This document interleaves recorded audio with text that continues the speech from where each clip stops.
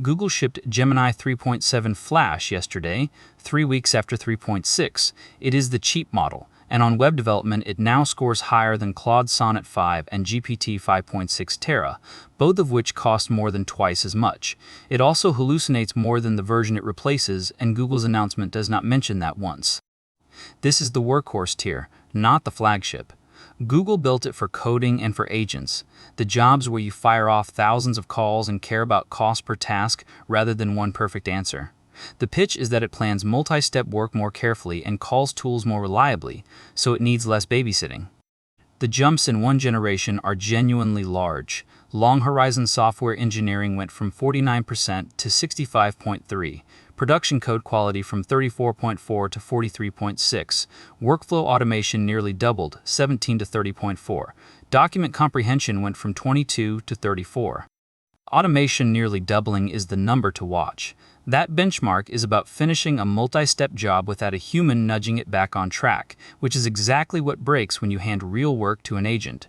Google says the model puts more effort into planning and tool calls, and the score moved in the direction that claim predicts. On the WebDev Arena leaderboard, where humans vote on real web builds, 3.7 Flash sits at 1588.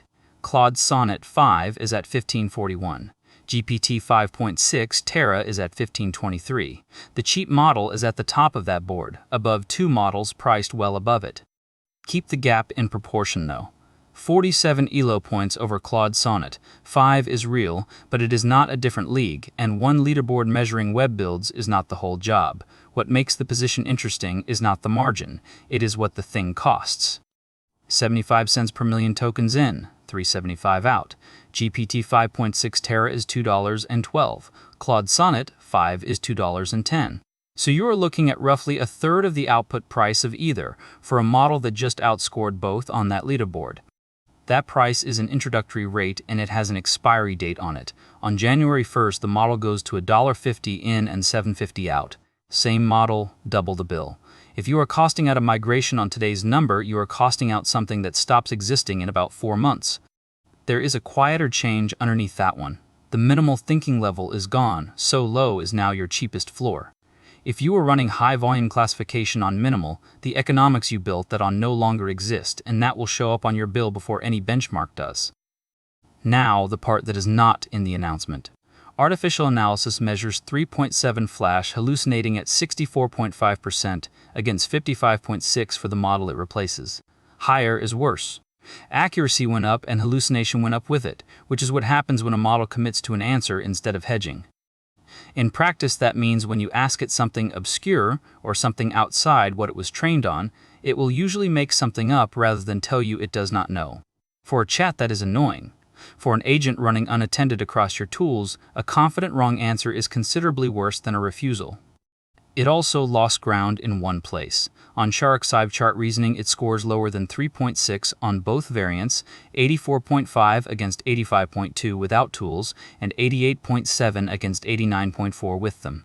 Small margins, but they point the wrong way. So 3.7 beats 3.6 at everything is not a true sentence. So the honest read is narrower than the headline. If you are writing code, running agents, or reading documents, this is a large step up for about a third of what the price of your models charge. If your work is charts, check it against 3.6 before you migrate. And if it matters that a wrong answer gets flagged rather than invented, the hallucination number should worry you more than the ELO should please you. You can use it today. It is in AI Studio and Android Studio for developers, on the Gemini Enterprise Agent platform for companies, and in Gemini Spark for Pro and Ultra subscribers across more than 160 countries. GitHub Copilot added it the same day it launched. Test it on your own worst case before the January price rise, not on a benchmark someone else ran. And if you migrate, keep the chart work and anything where a confident wrong answer costs you on the old model until you have checked it yourself. Every model launch gets read this way here, including the rows the company left out of its own table.